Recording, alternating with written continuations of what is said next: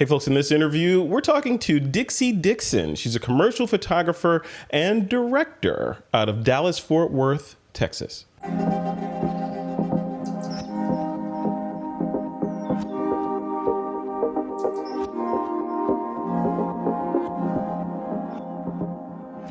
Hey, welcome back to another episode of Behind the Scene. We're talking to Dixie Dixon today. She is based out of Dallas-Fort Worth, Texas, and we're going to be diving into her amazing body of work and what is it that made Dixie Dixon what she is today. Dixie, welcome to the show. How's it going? Hey, thanks for having me. I'm excited to see another human on the other line. I know, tell me about it. I know it. The socially distanced photographer, normally where photographers are very social people, right? Because that's what we do, is interact and take pictures of other people. Not so much right now, right? Yeah. So I want to dive in. I want to dive in and talk about your work. I have it up on the screen here. Your website, which is dixiedixon.com. But I wanted to talk about just how you got started in the world of photography. A lot of people say, yeah, I started way back when. My dad gave me an old Minolta, and then I've been shooting ever since. And some people I talk to are like, yeah, I got sick of corporate America. I started shooting 2 years ago, and here we are. What's the Dixie Dixon story? Yeah, absolutely. So actually, my dad did give me my first camera, the Nikon FG. So it was a film camera. My mom's very much into fashion. My dad's the camera side. So it all came together. But basically, I picked up that camera, and I'm actually, believe it or not, I'm very much an introvert. So the camera got me out of my shell. I know I probably don't seem like an introvert, but I can be very extroverted. But I tend to really enjoy photography because it gets me out of my comfort zone. It's sort of rebellious. And for me, I made the cover of the yearbook when I was in high school. And I was also shooting Little League photography, the cheesy sports pictures where they're, kneeling down soccer ball. Yep, the T-ball. Yes, so I was doing that every single weekend. I'd get up at 6 a.m. doing that, and then my image made the cover of the yearbook, and so that's when I really decided, hey, this is a really fun thing to do. I think I wanted to figure out how to make a living doing it. So I ended up, I went to TCU, and I studied, believe it or not, I studied business, entrepreneurship, instead of just photography, because I figured out I really need to figure out the business side of things in order to make a living doing it. So it's definitely come in handy.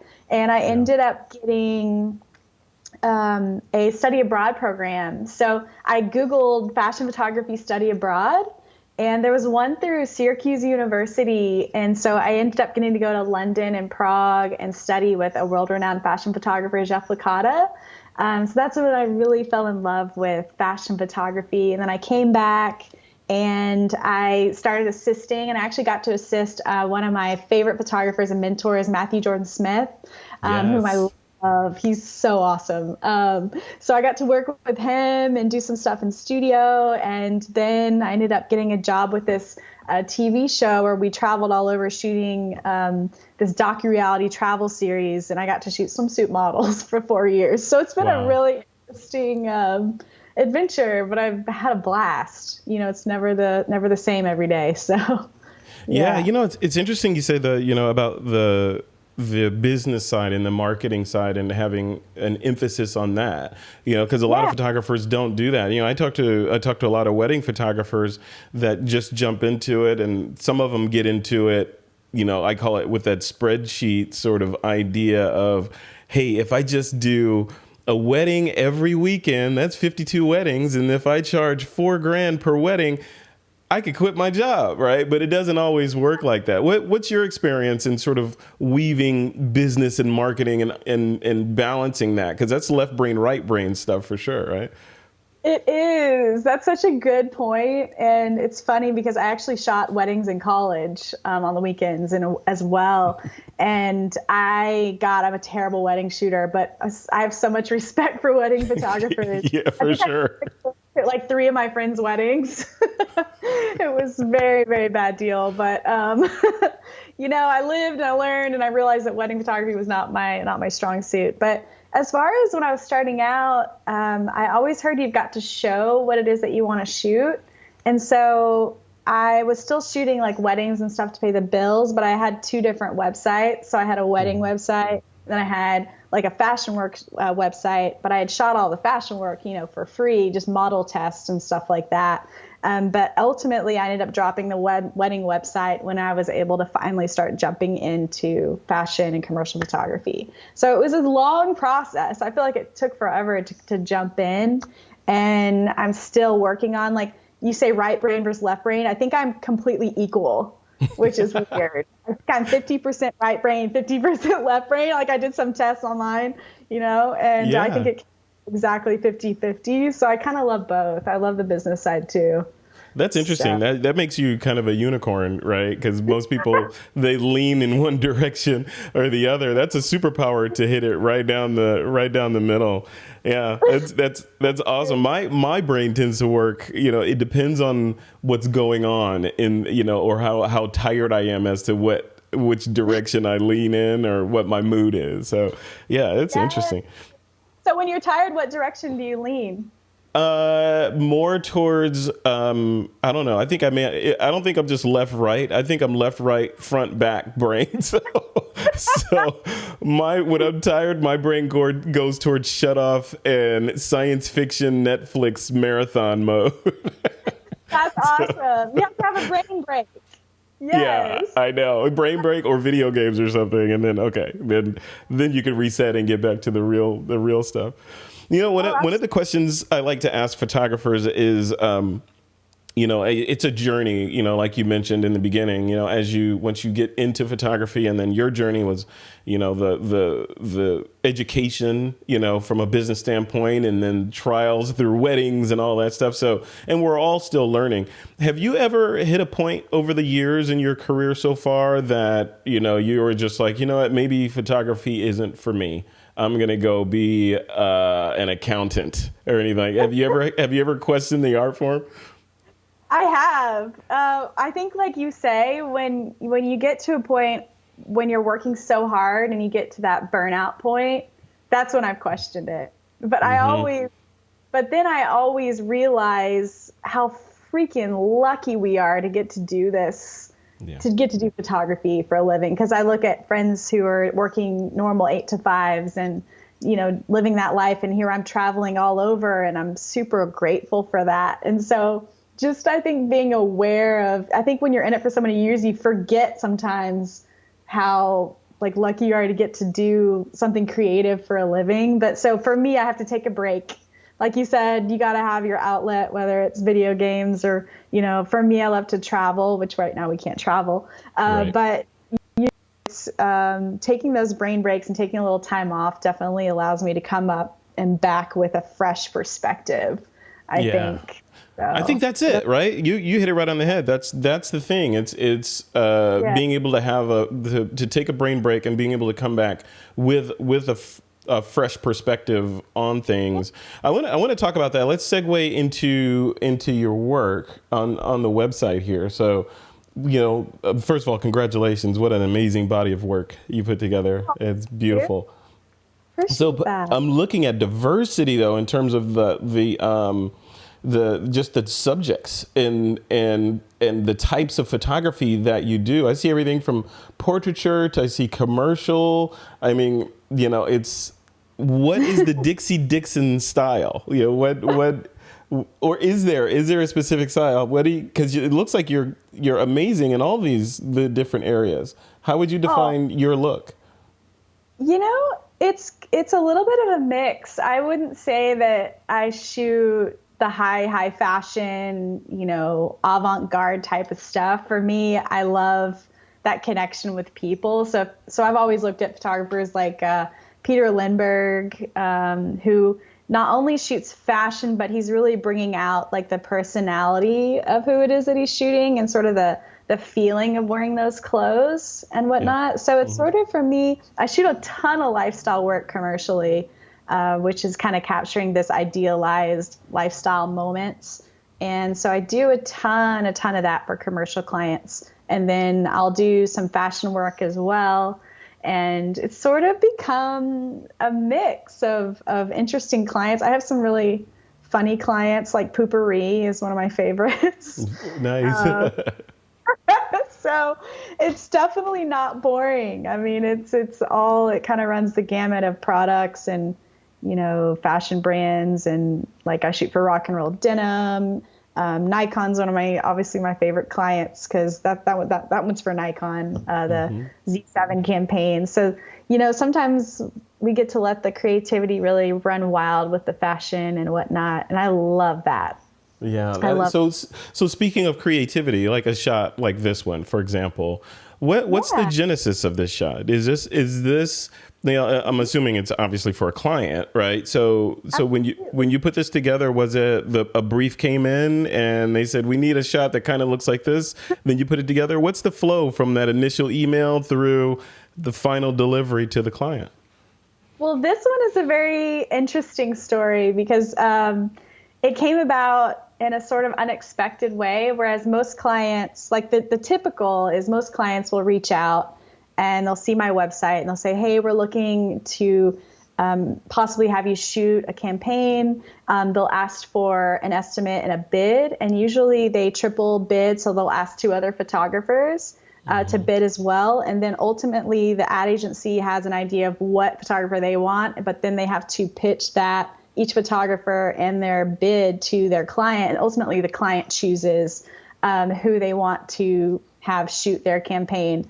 So there's a lot of steps involved, but this one was very different. This was actually a shoot for Kathy Ireland. Yeah. She's amazing, like super mogul. I'm sure you know Kathy. Oh, well, I don't know her personally. I know who she is though. Yeah, that's awesome. Yeah, so she was on like 13 consecutive issues of Sports Illustrated, and now she's just amazing. Like she has apparently 21,000 products licensed in the market. Like she is a incredible like entrepreneur. So I actually met her through a mentor of mine, and he introduced me to her, and I got to go to a dinner at her house for a benefit. And so it was a really small dinner.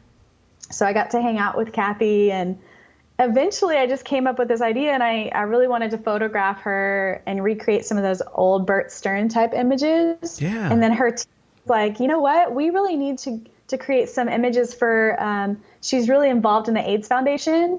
And so they were really wanting an image that, exemplifies that and her, with the Elizabeth Taylor Foundation and AIDS Foundation. So this was that project that came to life when we shot it in California.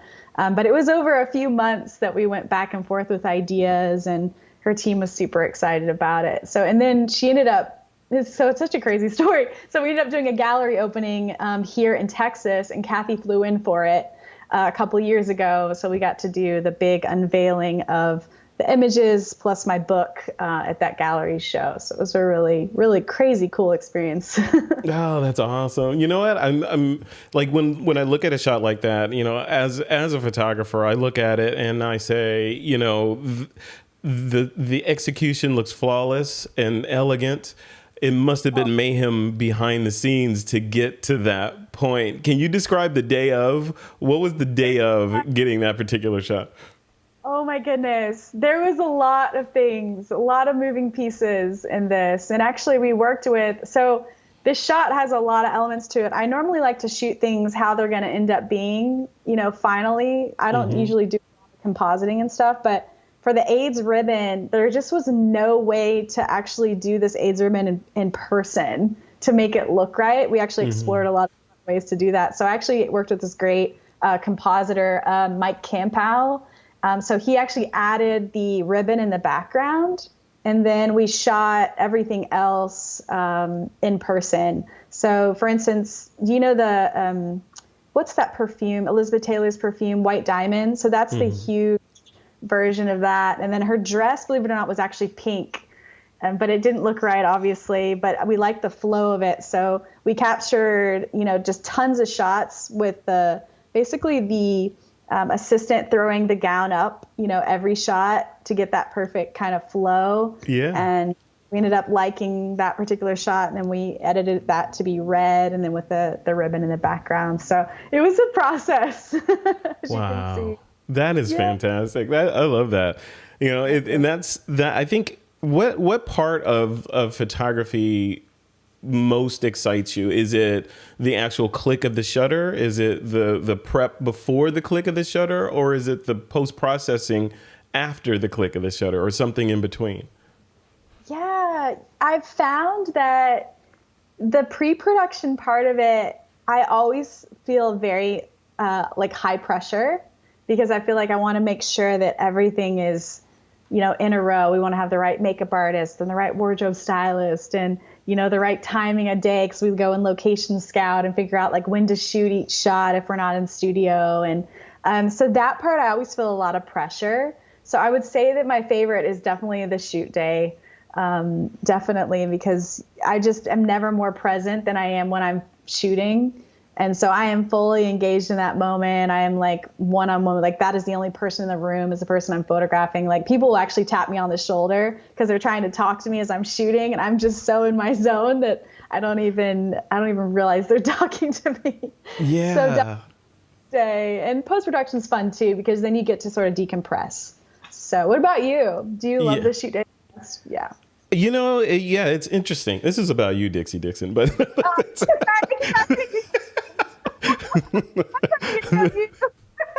no, I'm kidding. No, yeah, for me, it's all of the above, but mostly, like you said, I think for a lot of photographers, it is, you're a photographer. You want to press the button and get the shot. But then once you've gotten the shot, you want to see what you got, right? And if you got it correctly. And I know a lot of the impetus of that question is, I know a lot of photographers who look at the capture or the moment of capture as the raw materials for what the final image will be. And then that's when they actually, it's like the Ansel Adams thing, perform the score. So they get down into the software, and that's where the performance of the score happens. How does the post processing happen in a Dixie Dixon world? Are you doing it, or do you have a crew that handles that piece? What does that look like for you? Yeah, it's a little bit of a mix. Gosh, I feel like all my shoots are so different. But personally, when I'm doing just cool personal shoots, I look at the capture as that, coming together of elements from the hair, makeup to the wardrobe, model, styling. I like to get it in camera and see it on the back of my camera. I'm like, oh, that's it. And then when I go to post-production, it's really just enhancing things and, bringing out the sunshine or, fill light, doing little tiny details like that, and then kind of retouching the model's face. So I work with a lot of retouchers, especially for beauty retouching. And then sometimes we'll do, like if we have to shoot something that's not an ideal spot for some sort of reason, we might do some compositing. And I always will hire out a great compositor to work with, because that's definitely not a strong suit. Yeah. So, do you have a team? Like, do you what does the Dixie Dixon, the Avengers look like? Is it you have a Rolodex of people that you engage depending on the job, or do you have, is it the A team all the time and the missions change in between? It's usually the A team and then missions change. So I have that's actually really funny, because my lighting assistant, he's very like, we're the A team, everything's dialed. We can basically not even have to communicate. We just know what each other are going to be doing. Like, we have the same vision on the lighting. And so does my producer, Nancy. She's amazing. So I'll always have usually the same producer, lighting tech. A lot of times though, with models, hair, makeup, wardrobe, they kind of have a specialty.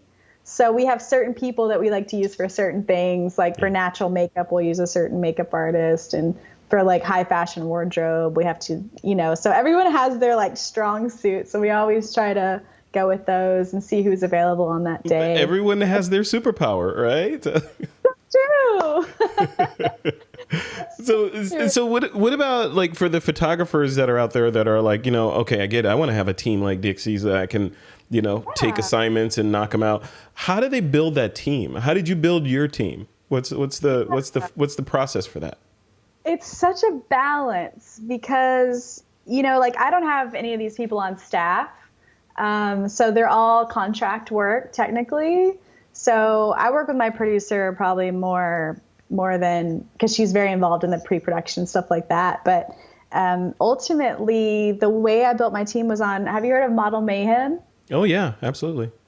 So originally I would set up these free test shoots and I would try to look for wardrobe, hair, makeup, and models that would want to work for free and kind of build our books. So really it started that way. And then I started networking with the modeling agencies and they hired me to shoot their model test. And there's like a real key to shooting model tests, because I used to want to put like hats and like big hair on all the models and stuff like that. But when model agencies hire you to shoot test shoots, they want there to be more of a raw, like, this is the model. They're not trying to sell the clothes. They're selling the model. So that's a really big learning curve for me, was just kind of photographing them in a sort of raw, very little makeup, very natural hair, and just sort of a jeans t-shirt kind of vibe. So clients, when they're hiring these models, can see what they're getting into, as if you will. But I just lost my train of thought. What was your question? No, I was in your train of thought too. You started a random train of thought, and I got on it with you. That's where team. Okay, cool. We're a team. Yeah. So the first time I worked with the team was that TV show, and I saw that they had. It was on HDNet. It was like a reality TV show, and so they had, the producer who was sort of planning the whole thing. So I got to see how it kind of works. But ultimately, you can Google like producer in your area, and they'll probably come up with their websites and whatnot. But I had a friend introduce me to Nancy, and she's amazing. I've actually been working with her for probably 6 or 7 years now. And then also I had someone introduce me to my lighting tech, and who was also really incredible. And so we just have been working together ever since. So it sort of happens organically. So if you put it out there in the universe, like, I want to build this team of people, because I always try to say to hire people and work with people that inspire you creatively. And that's what, the team really, really does. So it's been a long process to find them. Yeah, it sounds like it's a long process, but it's also it's an ongoing process, right? As your team learns each other, and you learn the team, and so it's sort of like it grows over time. Is that a good way to put it? It does. Yeah, it was actually originally an amazing art director that I worked with. She hired me to shoot this calendar. It was for a company called Magpul. And so that was the first time that I'd had to hire a big team. So I was sort of like Googling around, like, how do we set up a production? I'm reading all these blogs and things like that. So I always tell people, if you get an opportunity that you're definitely not prepared for, always say yes. Yeah, absolutely. Yeah. And then figure out how to do it, because you're going to learn it in the process. And that's really the best way to learn. I love it. So, I love it. Yeah. Well, I want to wrap it up. And I want to ask, I try to wrap these interviews up with a question about something from your past, that like an instance in your past that you found the most embarrassing or unexpected in your career. I've gotten some pretty weird stories, so you got a high bar there. So what is it? I mean, I wish that I had thought of this beforehand. I know. I want to spring it on you. It's okay. I've had a lot of embarrassing, really, moments on shoots. Definitely look at models' heights when you're casting, because on my very first campaign I ever shot, they actually, I wasn't even casting the models, so I can't even take credit for that. But the client didn't look at the model's height, and it was a shoe brand. And the girl model was really, really tall, and she towered over all the guy models that we were photographing. So that was sort of an interesting experience. Oops, right? I'm trying to think of an embarrassing experience. Gosh. Yeah, I've gotten stories that range from ripped pants to all kinds of things. A wedding photographer that wore one size too small pants, let's say. That would be embarrassing. I can see how that would happen. Yep. Yeah. One time when I was going over, well, it's not really embarrassing. It's just, I feel like every production you have to problem solve so much. Yeah. I think for that shoe brand, so that was my first client. That was one where I had just gotten a new camera and I could not figure out, I was very green. I could not figure out how to get it off of auto ISO. So it was auto setting the camera to 1600 ISO. So I was literally in the restroom going through the manual. That's really embarrassing. Yeah, that's a good one. That's a good one. I remember once I was on the shoot and I don't know. You know how you get in these YouTube sort of, on a YouTube train. I was on a YouTube train the night before looking at videos that were all raving about back focus and setting the back focus button on your camera versus, half press. It was back button. And I was like, yeah, that all makes sense. Let me set my camera to that. Yeah, I like that. And then I got to the shoot and forgot that I did that. And Oh, no.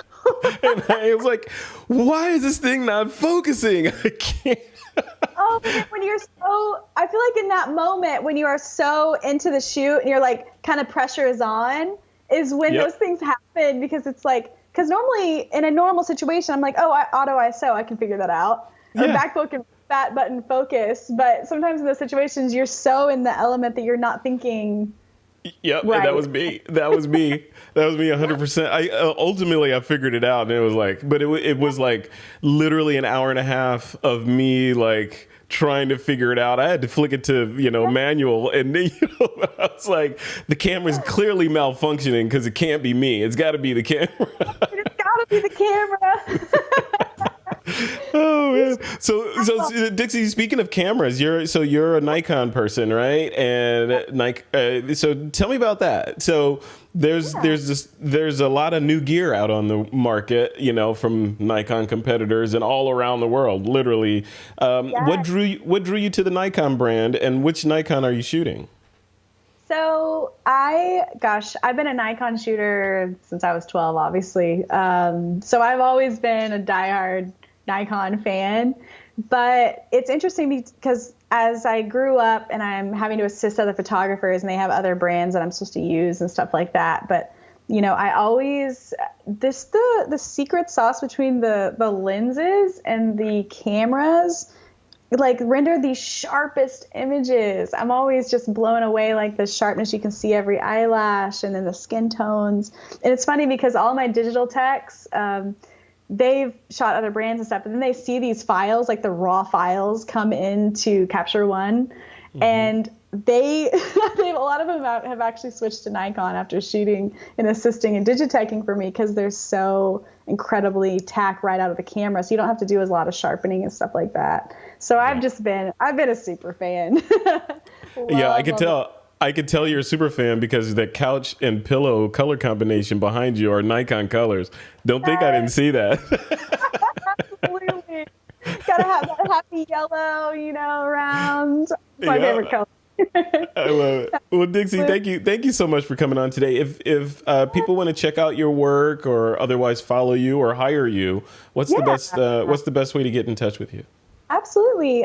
Through my website, dixiedixon.com, and my email is dixie@dixiedixon.com, and Instagram is I am Dixie Dixon. But yeah. Oh, I forgot to talk a little bit before we end about I've been Luminar a lot. Yes. You have. Yeah. Well, this is a Luminar. This is a Skyloom podcast, but I don't require that the guests talk about the amazing software. Since you brought it up, yeah. Well, because I've been meaning to mention that, and I just completely, I don't know, COVID brain. Yeah. Yeah. Are you using it? Like, do you use Luminar in your work? I do. So I've been using it. So for instance, when I outsource my images to, other retouchers and stuff like that, I always do the final creative edit. So I will always do the color and, the final creative stuff. So that's really what I use Luminar for, is when I get it back from the editor, then, or if I'm doing the skin retouching after all of that, then I take it into Luminar and really play with the color. I like to use a lot of their LUTs to play with the color, and then adding in like sun rays. So all of these cool creative edits, I'm using it within Photoshop. I've actually been really excited about it. So all my new images all have been made using Luminar. So I've been really excited about it and really That impressed. is really cool. That is really cool. Yeah. So you're using some of the elements that you can drop in, like you said, sun rays and that sort of thing. The skin retouching. Are you doing this? When you get the images back from your team, you're kind of doing a once over in Luminar on it. Is that correct? Yes, exactly. That's cool. We do the original export and then send it to the retoucher, get it back from the retoucher, and then I have fun. That's like really, it's almost therapeutic to go into Luminar and play and just create all these cool effects and stuff. So I love that flow. I love that flow, by the way. Just the idea of, okay, the images come back to you that are basically, they're ready for you to put the Dixie Dixon sauce on, right? And get it ready to go out to the world. I love that. That is really cool. Oh, absolutely. Oh, cool. All right. Well, DixieDixon.com, and we'll put the URLs, all the URLs that you mentioned in the blog post for the episode, as well as the YouTube description, etc. So thank you, Dixie. I appreciate you coming on. Oh, you were awesome. You're an amazing interviewer, and I love your work. So it was like, I felt super honored that, you took the time to interview me today. Thank you. Are you kidding me? Thank you. It's a mutual love fest. Thank you. That's awesome. Well, all right. Your day, and I really you too. You have a good rest of your day and a good rest of your week, and stay safe out there. Thank you. You too. Okay. See you later, Dixie.